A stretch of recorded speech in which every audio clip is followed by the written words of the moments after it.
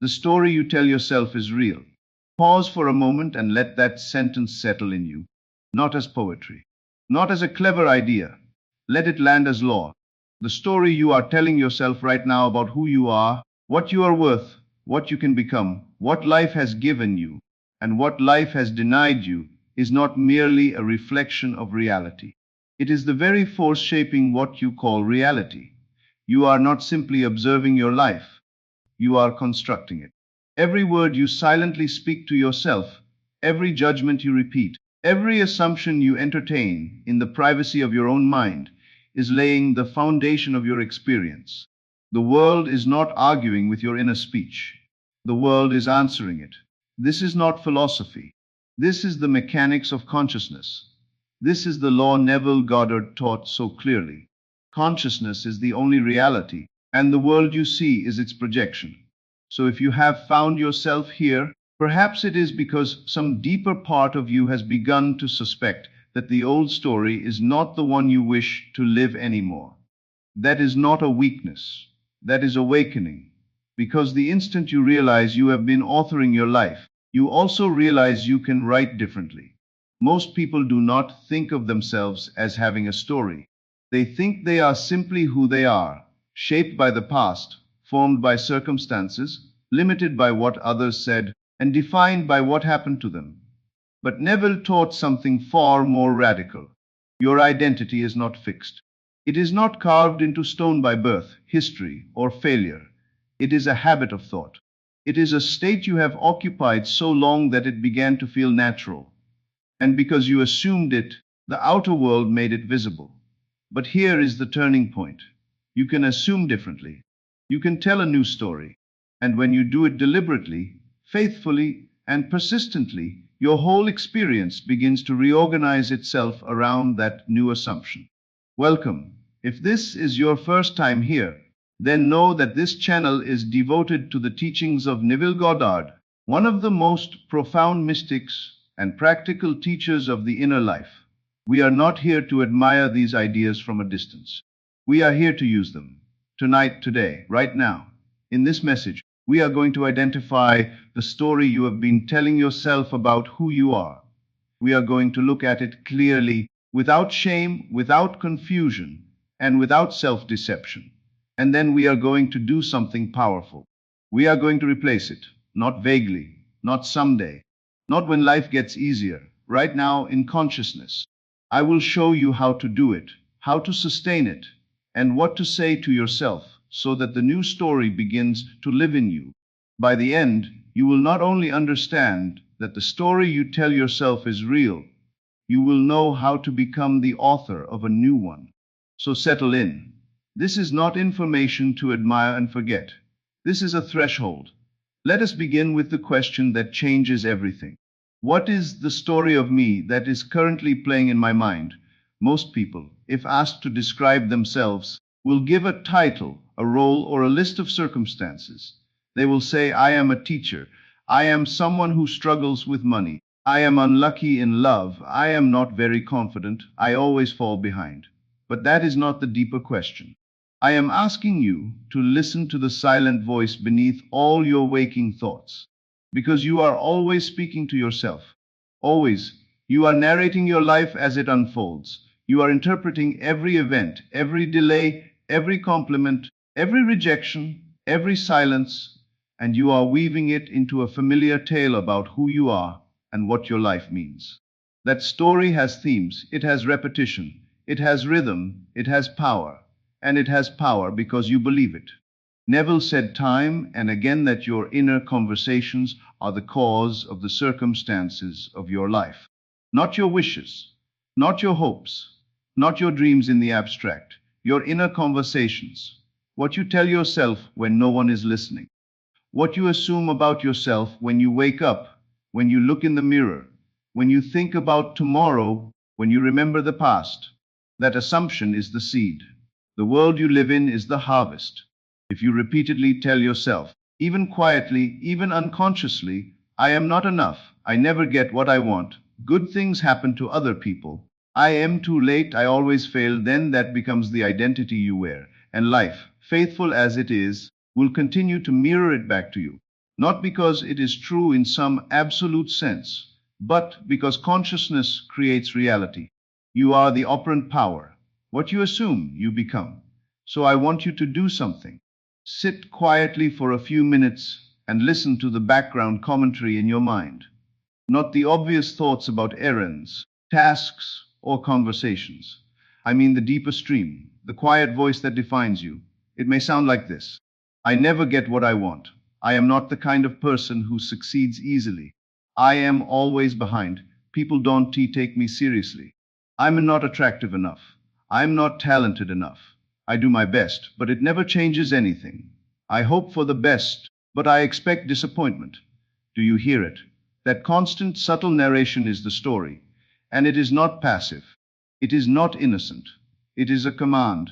You are instructing your subconscious, the builder of your world, to continue producing conditions that match the assumption you have accepted.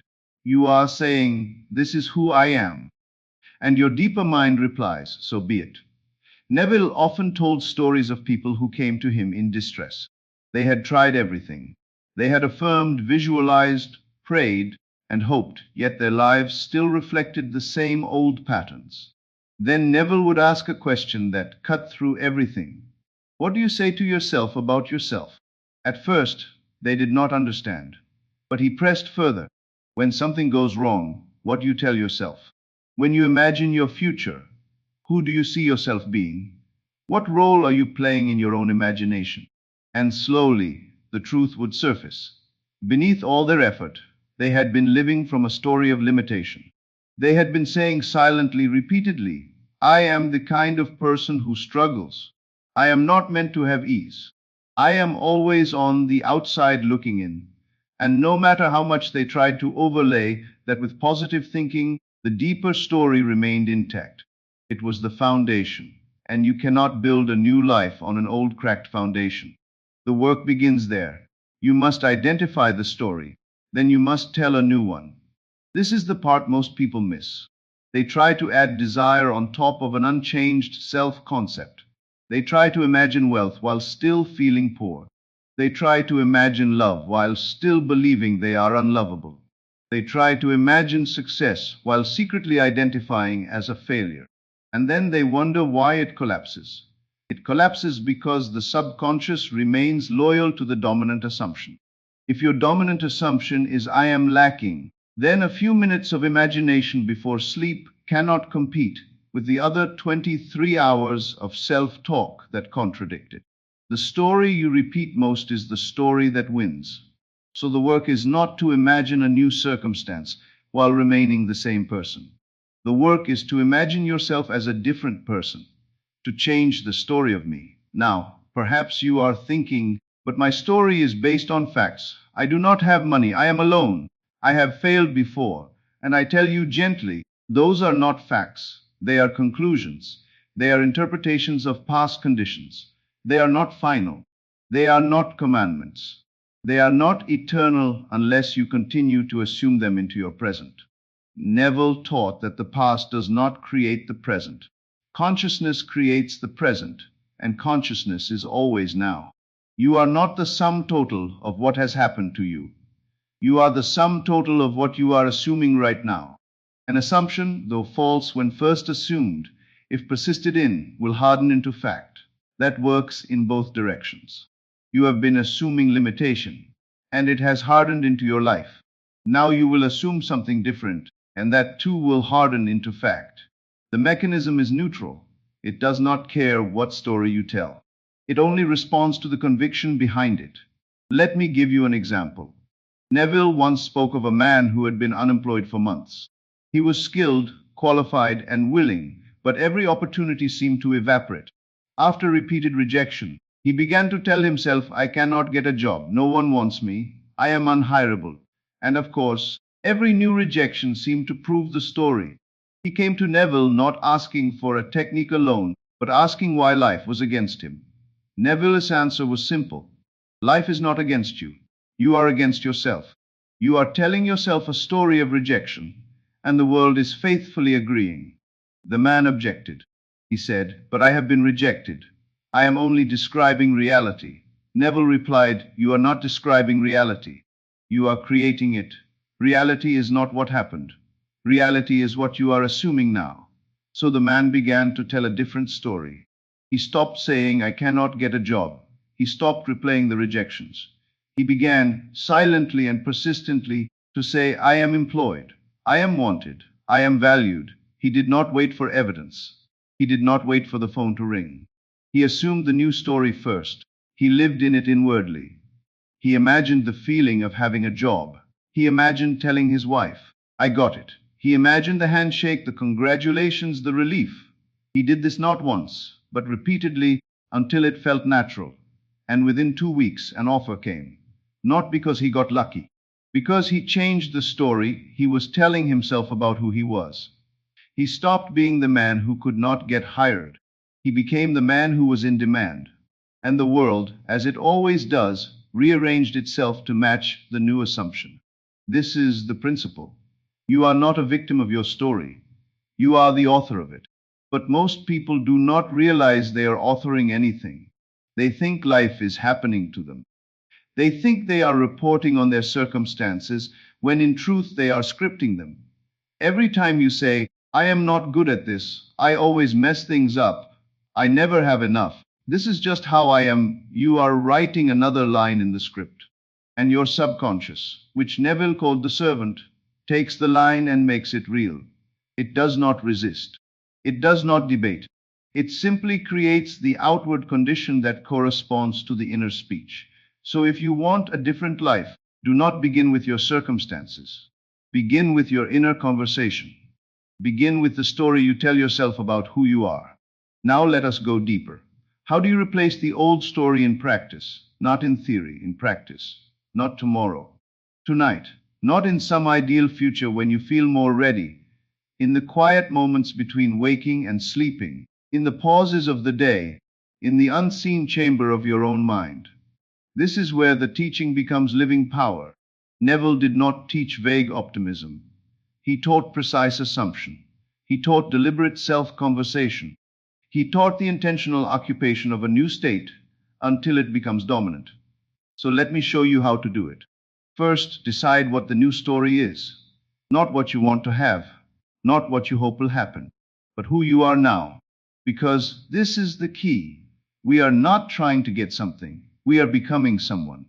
And once you become that person in consciousness, the things belonging to that person naturally follow. So ask yourself, if I were already living the life I desire, who would I be? Would I be confident? Would I be loved? Would I be successful? Would I be free? Would I be peaceful? Would I be abundant? Choose the quality, the identity, the state. Then craft a simple statement that declares it as present fact. I am, not I will be, not I hope to be, not I am trying to be. I am. Neville said the name of God is I am. When you say I am, you are speaking from the consciousness that creates worlds. Use it with reverence. Use it with clarity. Use it deliberately. I am prosperous. I am loved. I am confident. I am free. I am healthy. I am enough. I am secure. I am chosen. I am valued. I am guided. Choose the sentence that most directly contradicts the old story. If the old story is I am not enough, then the new story is I am more than enough.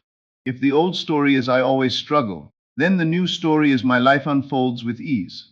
If the old story is I am unwanted, then the new story is I am deeply wanted and cherished. Make it simple. Make it present. Second, repeat it.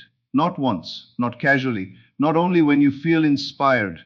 Repeat it persistently until it becomes the dominant assumption. Neville taught that the inner conversations you repeat most often create the patterns of your life. So if you want a new pattern, you must repeat a new conversation. Saturate your consciousness with it. Say it when you wake. Say it while you walk. Say it while you work. Say it when the old story tries to rise up. Say it in the moments of doubt. Say it when the senses tell you the opposite. Say it anyway. Because you are not reacting to the outer world. You are impressing the inner world. And once the inner world is impressed, it must project itself outward. Neville once told of a woman who had lived her whole life with the feeling that she was insignificant. She was timid, overlooked, uncertain, and her entire self-image had been formed around that one story. She decided to change it. She chose a phrase, I am confident and poised. That was all, just those words. But she repeated them constantly. She said them silently as she walked. She said them before entering a room. She said them before speaking. She said them when old feelings of inadequacy came back. At first, it felt false. It felt forced. It felt unfamiliar. But she persisted. She did not wait to feel confident before saying it. She said it in order to become confident. And within weeks, the world responded differently. People treated her differently. Opportunities opened. But more than that, she felt different. The old story, I am insignificant, began to dissolve. The new story became natural, not because the outside changed first, but because she changed first in consciousness. The world followed. Third, feel it. This is crucial. Neville said, feeling is the secret. It is not enough to repeat words mechanically. You must enter into the feeling of what you are saying. You must feel yourself to be the person the words describe. Because the subconscious does not respond to words alone, it responds to the feeling of reality. When you say, I am prosperous, do not merely mouth it. Feel the ease, feel the security, feel the inner release that prosperity brings. When you say, I am loved, feel the warmth, the tenderness, the belonging. When you say, I am confident, feel the quiet strength, the steadiness, the groundedness. The feeling is the creative force. The feeling impresses the subconscious. And the way you cultivate the feeling is through imagination. Imagine the reality that would naturally produce it. Imagine someone congratulating you. Imagine seeing your bank account and feeling relief. Imagine walking into a room and feeling completely at home in yourself. Imagine hearing the words you long to hear. You do not need a grand scene. You need a scene that creates the feeling. Then dwell in it. Saturate yourself in it. Let it become familiar. Neville often said to assume the feeling of the wish fulfilled. That is what you are doing here. You are not wishing for a new story. You are assuming it. You are living from it inwardly. And imagination is not fantasy. Imagination is the workshop of creation. It is where everything begins. So go into imagination and see yourself as the person the new story describes. Hear others speaking to you as that person. Feel what that person feels. Do this until the imagined state begins to feel more natural than the old one. That is the turning point. That is when assumption begins to harden into fact. How often should you do it? As often as needed. Neville taught that inner speech should be controlled. That means you are not to let your mind run unattended, rehearsing fear, doubt, lack, rejection, and old identity. You are to direct it. Every time you catch yourself slipping into the old story, stop. Do not fight it. Do not shame yourself. Simply redirect. Say the new line. Return to the new story. At first, this requires vigilance because the old story is a habit and habits have momentum. But every time you choose the new story, you weaken the old groove and deepen the new one. Neville used the image of a needle on a record. If the old groove has been played 1,000 times, it runs deep. But if you lift the needle and place it on a new track, and you keep returning to that track, eventually the old groove loses its power. The new song becomes the one that plays. That is what you are doing with your inner conversations. You are changing the track. And let me be very clear about what story you are replacing the old one with. You are replacing it with the story of the person who already is what you desire to be. Not the person trying to become it. Not the person hoping for it. The person who is it now. That is the essence of Neville's teaching. You do not become in the future what you want to be.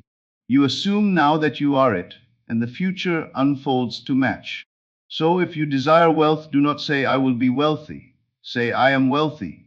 If you desire love, do not say, I will find love. Say, I am loved. If you desire success, do not say, one day I will succeed. Say, I am successful now. And say it not as a trick to get something, but as the truth of your being in this moment. Because in consciousness, it is true. The outer world may not yet reflect it, but that does not matter. You are not waiting for the outer world to grant you permission to feel it. You are claiming it inwardly now, and the outer world will catch up. Neville said, creation is finished. Everything that could ever be already exists in consciousness. All possible states already are. You are not creating something from nothing. You are selecting which state you will occupy. And the way you occupy a state is by assuming it, by thinking from it, by speaking from it, by feeling from it. So the new story is not something you build slowly over years. It is something you step into now. You appropriate it. You dare to assume it even while your senses deny it, even while your bank account, your mirror, your circumstances, or your past appear to say otherwise. You assume it anyway, and in that assumption it becomes real. Neville often quoted the scripture, whosoever shall say unto this mountain, be thou removed, and shall not doubt in his heart, but shall believe that those things which he saith shall come to pass, he shall have whatsoever he saith.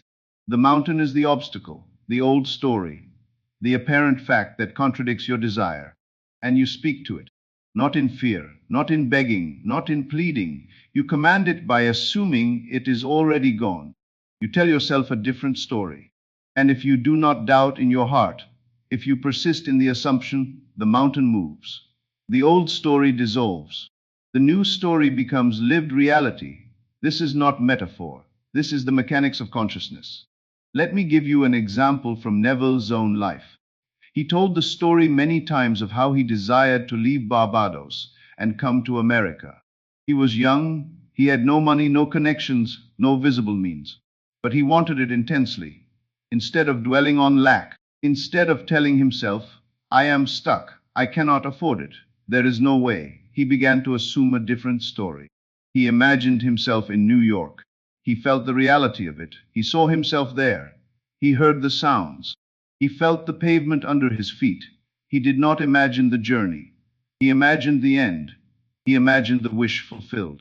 And he repeated that inner experience until it felt natural, until it felt more real than Barbados itself. Then, without forcing events, circumstances arranged themselves. Money came. Opportunity came. And he found himself in New York exactly as he had imagined. He did not make it happen by effort. He made it happen by assumption. He told himself a different story about who he was and where he was, and the world conformed. This is the promise. If you change the story you tell yourself, you change your life. Not eventually, not after endless struggle, but as soon as the new assumption becomes dominant. And the way you make it dominant is by repetition, feeling, and persistence. Do not let a day go by without returning to the new story.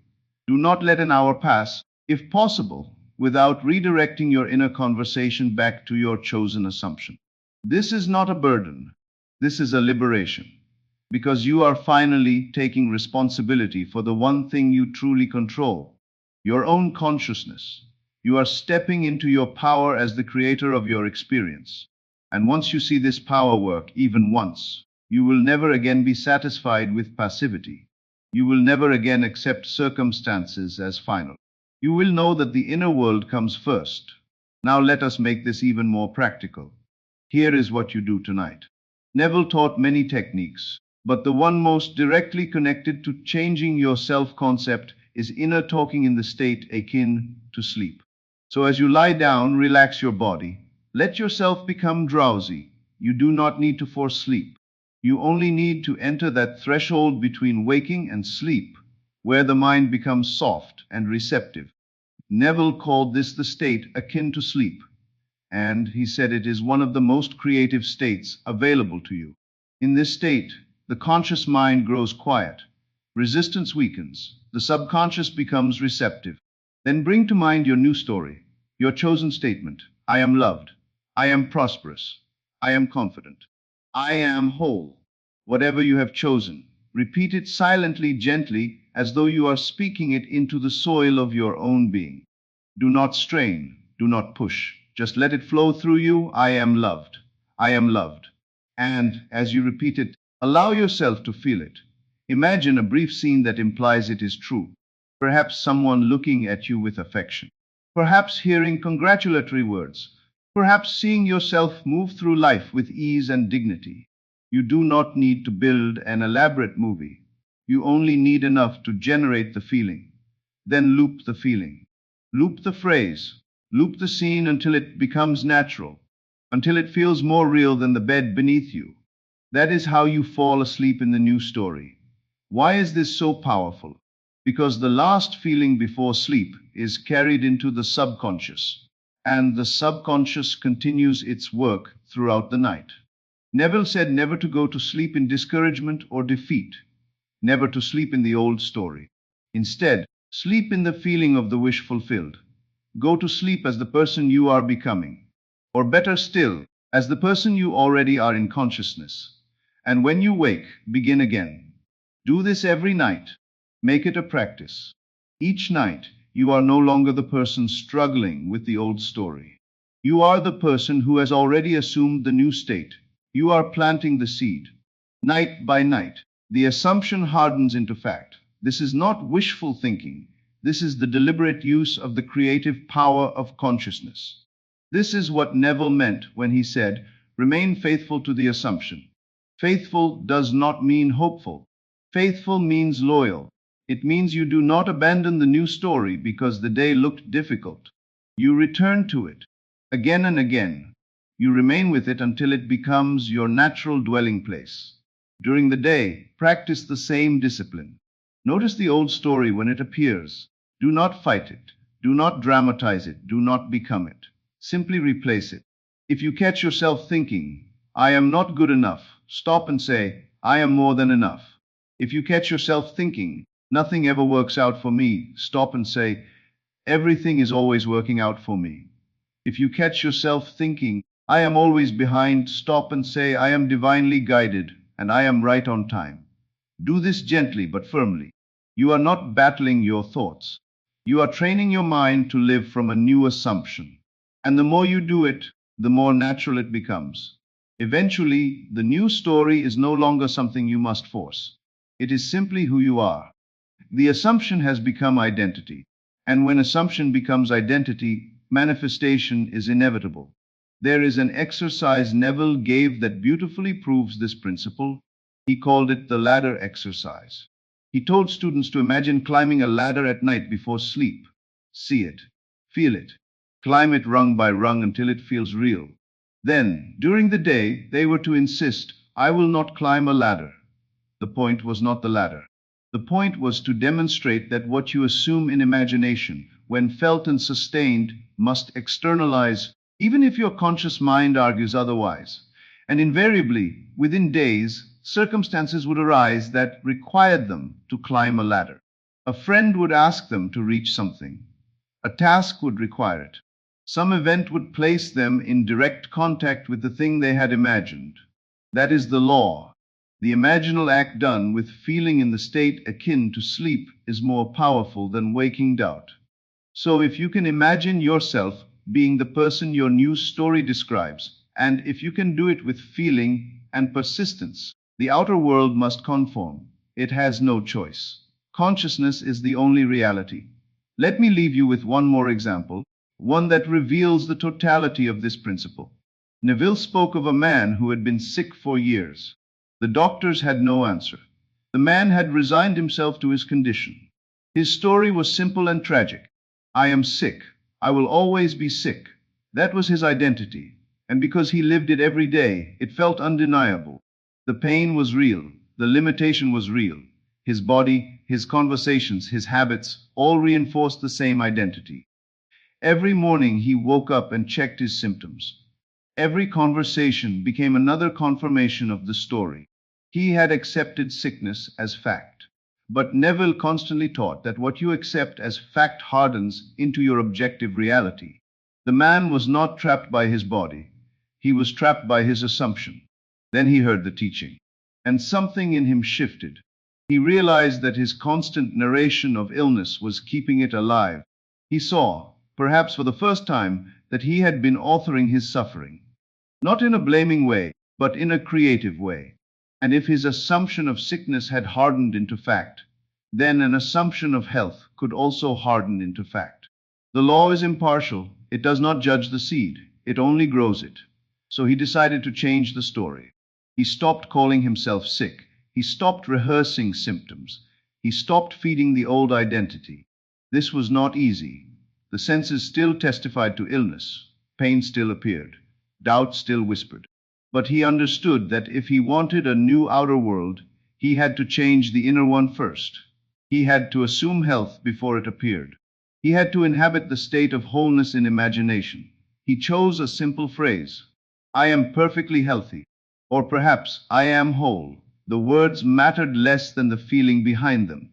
He repeated them to himself. But more importantly, he began to feel them. He imagined what it would feel like to move freely, to breathe easily, to rise in the morning with vitality. He imagined meeting an old friend who had known him when he was ill. He imagined the friend looking at him with surprise and saying, "You look incredible. What happened?"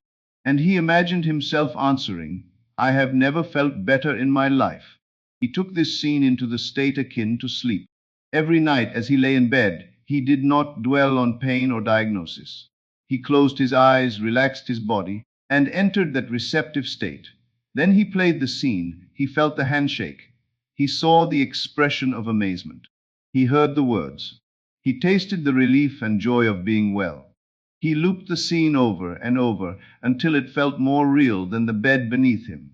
He fell asleep in the assumption of health. He fell asleep as a healthy man. During the day, he practiced the same control.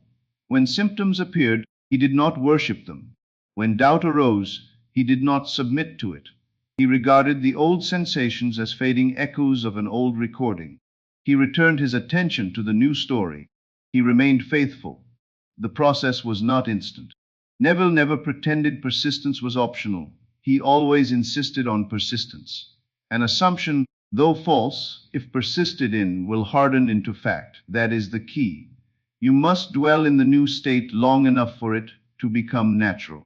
You cannot merely visit it. You must live there. And this man did, gradually, almost imperceptibly at first. His inner state shifted. His energy changed. His outlook changed.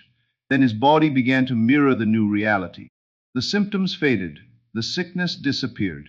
He was healed, not by something outside himself, by the miracle of consciousness, by the story he chose to tell himself.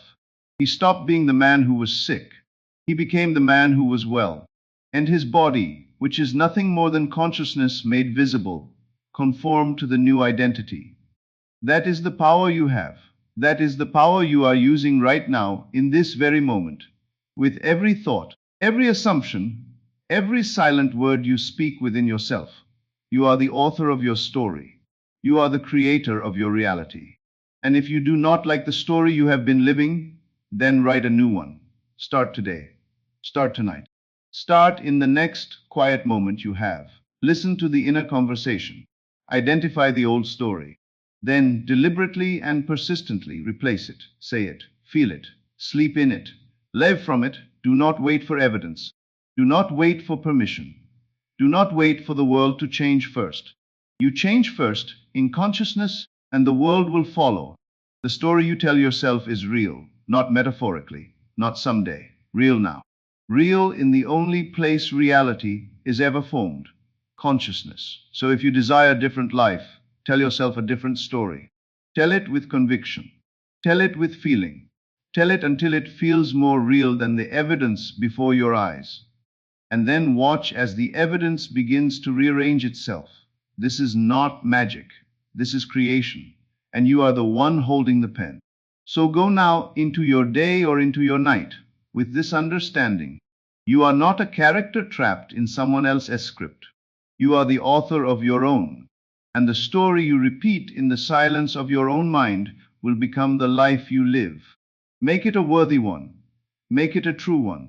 Make it a story of the one you know, deep within, that you really are.